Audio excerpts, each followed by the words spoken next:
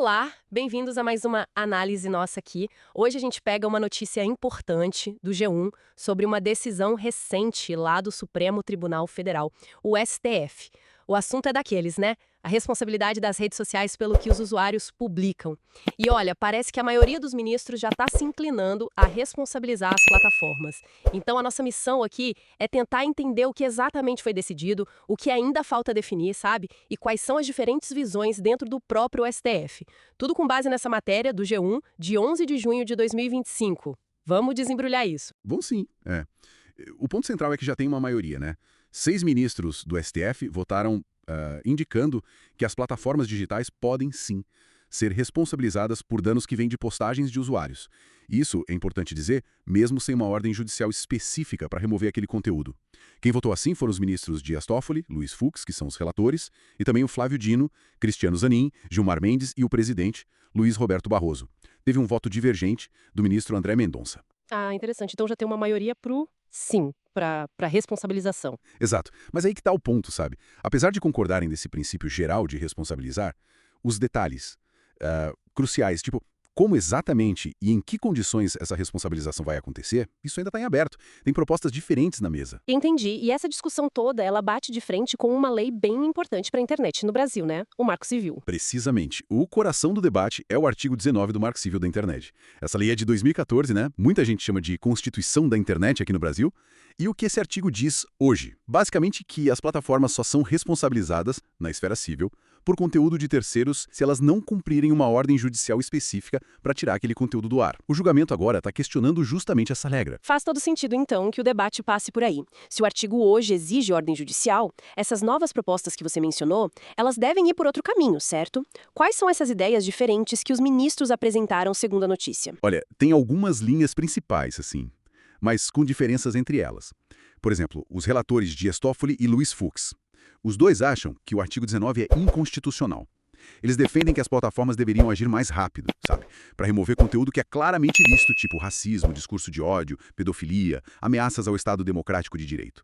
E essa remoção seria a partir de uma notificação extrajudicial, quer dizer, a própria vítima ou um advogado notifica e a plataforma já teria que agir, sem esperar a justiça. Ah, entendi. Uma ação mais direta da plataforma. Isso.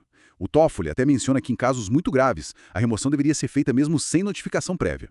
E o Fux complementa falando da necessidade de um monitoramento mais ativo por parte das empresas e de ter canais de denúncia eficientes. Certo, essa é a linha dos relatores. Mas e a visão do presidente do STF, o Barroso? É parecida? Tem pontos em comum, mas também diferenças importantes. O ministro Barroso também apoia a responsabilização, mas ele foca muito na ideia de um dever de cuidado das plataformas. Para ele, a plataforma seria responsável se não agisse contra conteúdo que é criminoso. Mas olha que interessante, ele faz uma ressalva. Para crimes contra a honra, tipo injúria, calúnia, difamação, aí sim, ainda precisaria de ordem judicial para remover. Ele também lista alguns tipos de conteúdo que exigiriam essa atenção especial das plataformas, como pornografia infantil, terrorismo e incitação ao suicídio. Interessante essa distinção para crimes contra a honra. E teve ministro defendendo a regra como está hoje, né? Você mencionou o André Mendonça. Exato. Foi o voto divergente. O ministro André Mendonça considera o artigo 19 constitucional. Para ele, não dá para responsabilizar a plataforma diretamente sem ordem judicial, principalmente quando o conteúdo envolve opinião. A visão dele é mais no sentido de que as plataformas devem colaborar para identificar quem postou o conteúdo ilegal e remover perfis que sejam comprovadamente falsos ou usados para cometer crimes, mas não responsabilizar a plataforma pelo conteúdo em si, sem ordem judicial. Entendi a posição dele. E os outros ministros que formaram a maioria? O Dino e o Zanin. Eles trazem umas combinações, umas nuances. O Flávio Dino, por exemplo, ele sugere usar a notificação extrajudicial como regra geral, parecido com os relatores, mas mantendo a necessidade de ordem judicial para crimes contra a honra, como o Barroso. Ele também foca bastante na questão de perfis falsos, robôs, anúncios pagos. Já o Cristiano Zanin, ele vê o artigo 19 como parcialmente inconstitucional. Propõe a responsabilidade sem ordem judicial para conteúdo que for claramente criminoso, mas mantém a exigência da ordem judicial se o provedor for neutro. Tipo, não impulsionou o conteúdo, ou se houver uma dúvida razoável se aquele conteúdo é ilegal ou não. Nossa, realmente. É um quebra-cabeça, né? Muitas peças, muitas visões diferentes para tentar encaixar numa decisão final. E agora? Qual o próximo passo disso tudo? Bom, agora o desafio do Supremo é justamente esse: buscar um consenso entre essas diferentes posições que formaram a maioria. Eles precisam chegar a uma tese única, um texto final que defina as regras do jogo.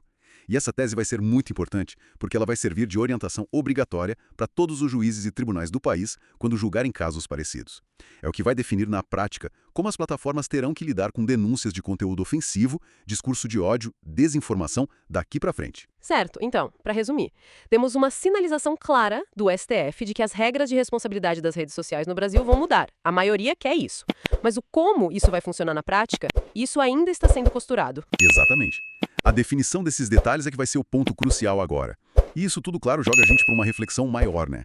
Como é que a gente encontra o equilíbrio ideal entre proteger os usuários de conteúdos que são realmente nocivos e fazer isso na velocidade que a internet exige, e ao mesmo tempo garantir a liberdade de expressão, sem cair num risco de censura ou de remover conteúdo que talvez não devesse ser removido?